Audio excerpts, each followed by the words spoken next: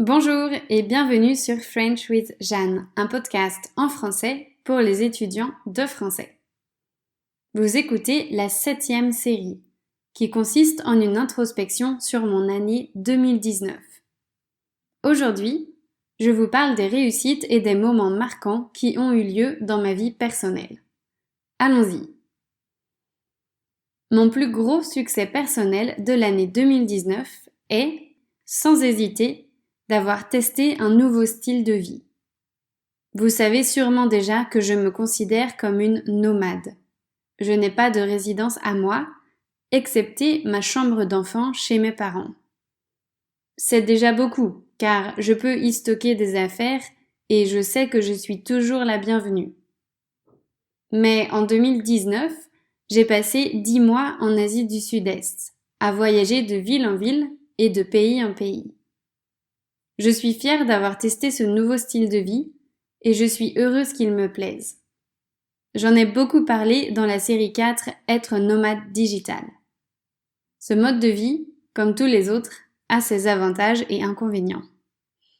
D'ailleurs, le jour de la publication de cet épisode, le 3 février 2020, marque mon retour en Asie du Sud-Est après quelques mois passés en France. C'est une coïncidence amusante.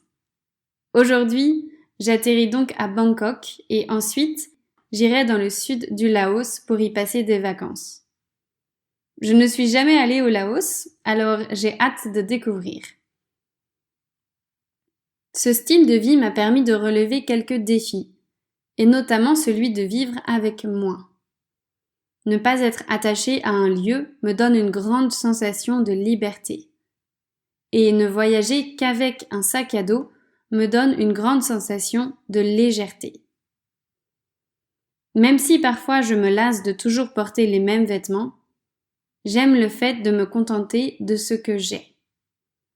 J'aime repousser mes limites en essayant de ne pas m'attacher à mes possessions matérielles. De plus, j'ai l'impression que vivre avec moins m'aide à me concentrer sur l'être plutôt que sur l'avoir. Cela signifie que j'accorde plus d'importance à ce que je suis et ce que je fais qu'à ce que je possède.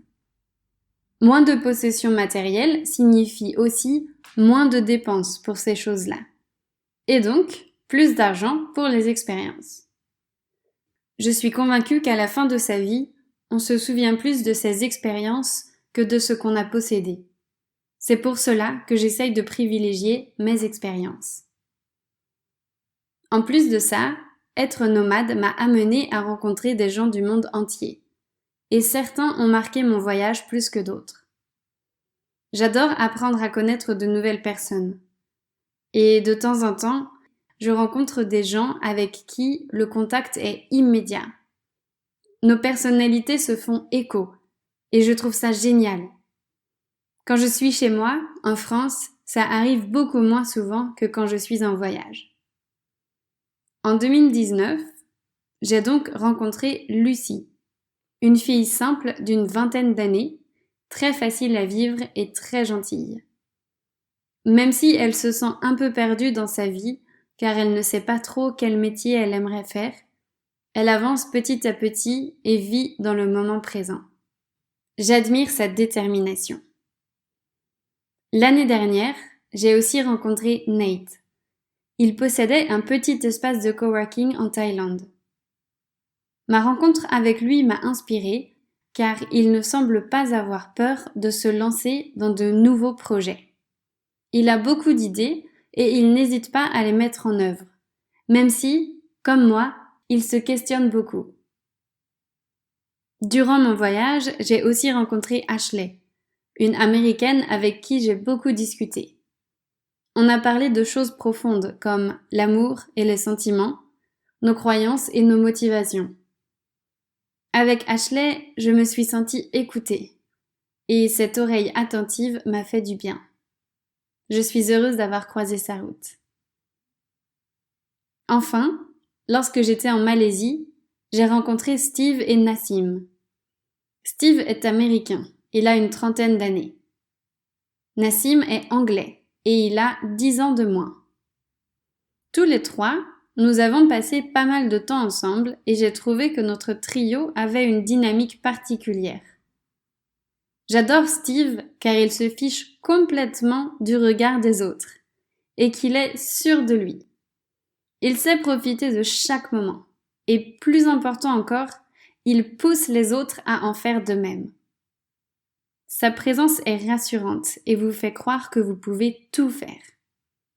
D'ailleurs, grâce à lui, Nassim a conduit un scooter pour la première fois de sa vie. Et c'est ce que j'ai apprécié chez Nassim. Sa joie de vivre et son envie de repousser ses limites. Toujours dans la bonne humeur. Bien sûr, pendant ces 10 mois, j'ai rencontré beaucoup plus de monde que ces 5 personnes-là. Mais ce sont celles qui m'ont le plus marqué. Pour continuer sur le thème des relations, en 2019, je suis heureuse d'avoir été présente pour mes proches dans des moments importants. Au début de l'année, mon copain a malheureusement perdu son papa. J'ai fait de mon mieux pour lui apporter du réconfort dans cette douloureuse épreuve. Au contraire, un couple d'amis s'est marié en octobre et je suis rentrée en France pour assister à leur mariage. Je les ai aidés à tout installer, la veille de la célébration, ainsi qu'à tout ranger, le lendemain.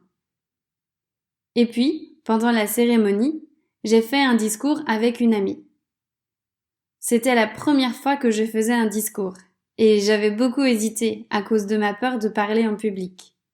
Mais en même temps, c'était une belle occasion de faire une déclaration d'amitié à mon amie.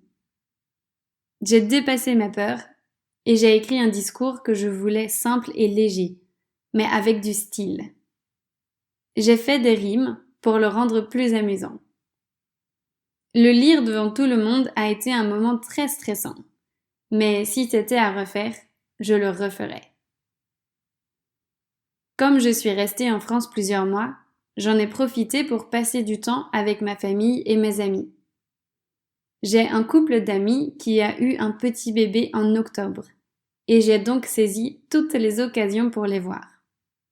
Pour moi, c'était une joie de les voir devenir parents et de rencontrer leur adorable petite fille. Une autre de mes amies attend un enfant, et j'ai aussi voulu passer du temps avec elle. Ce sont des moments précieux, qui ne durent pas longtemps, alors je veux en profiter au maximum. J'ai aussi essayé de revoir des personnes que je n'avais pas vues depuis longtemps, et je suis contente d'avoir initié certaines retrouvailles. Le temps que je passe en France est généralement compté, et ça le rend encore plus précieux. L'un des moments les plus marquants de 2019 fut mon voyage avec ma sœur. Ma sœur n'a qu'1 an de moins que moi, mais elle n'était jamais venue en Asie. Elle et moi, on est très différentes, mais on est très complices. Ça faisait longtemps que je rêvais d'un tel voyage et que j'avais envie de lui faire découvrir une partie de l'Asie. Alors, quand on a commencé à y réfléchir, j'avais trop envie que ça devienne une réalité. C'était un super voyage de 3 semaines. C'était super intense, chaque jour avait son lot de découvertes, de challenges et de rencontres. Mais qu'est-ce que c'était bien! Notre plus belle aventure est le road trip que nous avons fait dans le nord du Vietnam. Il y a une boucle qui se fait en scooter ou en moto. Ça prend 4 jours et ça permet d'être en immersion dans les montagnes et les rizières en terrasse. Ça permet aussi d'avoir un aperçu de la vie des gens qui habitent dans des régions si isolées. C'était impressionnant. En 2019, je me suis autorisée à explorer des choses qui me tentaient depuis longtemps. J'ai voulu développer mon côté artistique. Alors, j'ai pris un cours de peinture quand j'étais au Vietnam.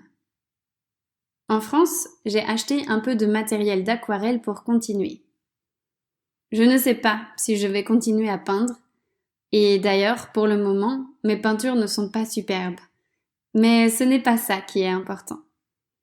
Peindre m'aide à me relaxer, à me détacher un peu de mon travail. Et puis, j'aime mélanger les couleurs et tester différentes techniques. Qu'importe si le résultat n'est pas satisfaisant. J'ai aussi testé le yoga. C'est un sport qui m'a toujours attiré, mais je n'avais jamais osé essayer. Quand j'ai vu qu'il y avait un petit club de yoga près de mon appartement, au Vietnam, j'ai pensé que c'était un signe et que c'était le moment parfait pour essayer. Je n'ai participé qu'à 3 cours et j'ai un peu souffert parce que je ne suis pas du tout sportive, mais j'ai trouvé ça agréable.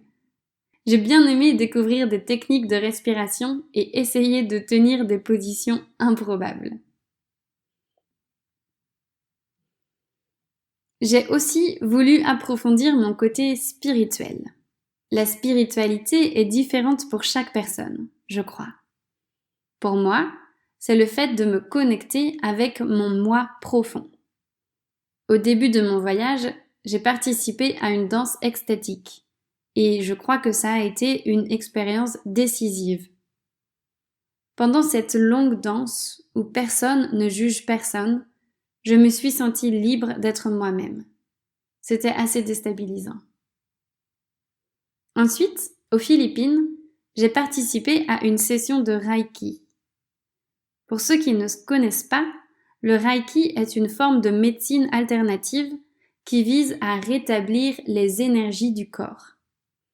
J'étais très intriguée par le Reiki, alors quand une copine a organisé une session de découverte, j'ai sauté sur l'occasion. Concrètement, j'étais allongée par terre et une femme a placé ses mains au-dessus de mon corps, à différents endroits. Sur mon front, sur ma poitrine, sur mon ventre et sous mes pieds. Moi, je n'ai rien senti. Par contre, la femme a senti des énergies. Juste après la session, elle a fait une petite analyse qui s'est révélée très juste. C'était assez troublant d'entendre des choses vraies à propos de moi sortir de la bouche d'une inconnue. J'aimerais bien réessayer cette expérience. Enfin, en 2019, j'ai acheté un mini jeu de tarot de Marseille. J'en avais envie depuis longtemps, mais je n'osais pas, car ça touche un peu à l'ésotérisme et j'avais peur du regard des autres. Cela dit, je ne regrette pas. J'utilise mon jeu de tarot de manière intuitive, afin de mieux cerner mon intuition. Moi, je suis quelqu'un qui réfléchit beaucoup. Je réfléchis tellement que parfois, je ne sais plus ce que je veux vraiment. Ce jeu de tarot est mon outil pour me connecter à mes envies réelles. Je ne m'en sers pas du tout pour prédire l'avenir, comme d'autres aiment le faire. Non, pour moi, ce sont des moments très personnels qui m'aident à me recentrer sur moi-même. On pourrait comparer ça à de la méditation.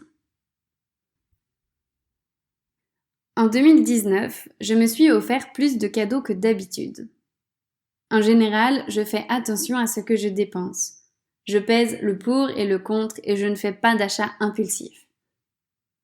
L'année dernière, j'ai lâché un peu prise par rapport à ça. Juste un peu. Par exemple, il y a un spot de plongée unique au monde aux Philippines, qui permet de voir un certain type de requin. La plongée est un sport qui coûte cher, et le prix me fait toujours hésiter. Cette fois, je me suis dit que c'était une occasion unique et que je devais le faire, même si je n'étais pas très riche. Sans regret. C'était la meilleure plongée que j'ai faite. Et aujourd'hui encore, je suis émerveillée par tout ce que j'ai pu voir dans l'eau.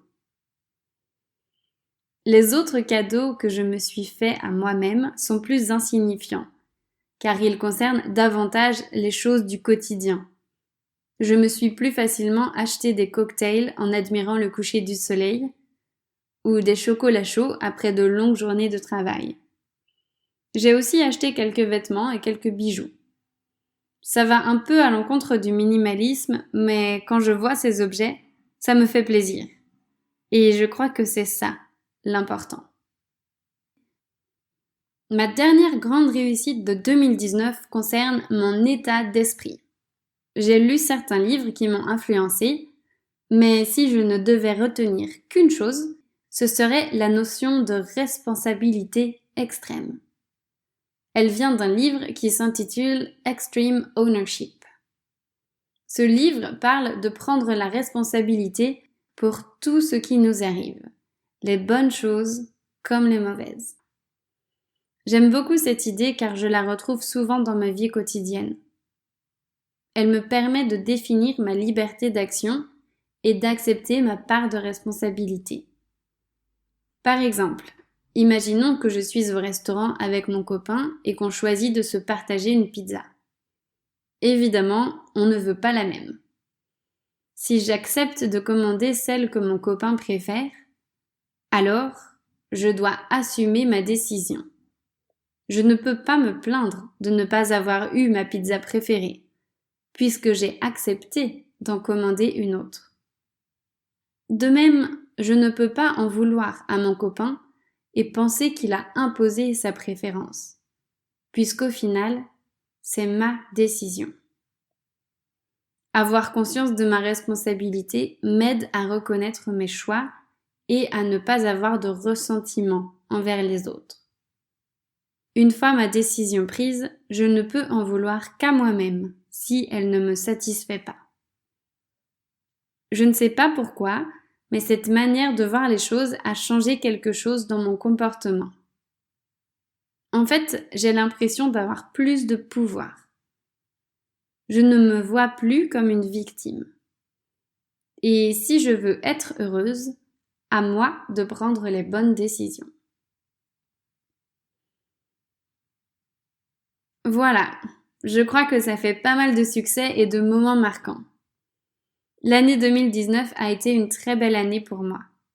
J'ai la sensation d'avoir grandi et d'avoir beaucoup appris, à travers mes expériences et mes rencontres. C'était donc un plaisir de me remémorer tout ça. Comme la semaine dernière, je vous encourage à faire cet exercice pour vous. C'est une bonne occasion de pratiquer votre français. Je vous souhaite une bonne semaine et à lundi prochain.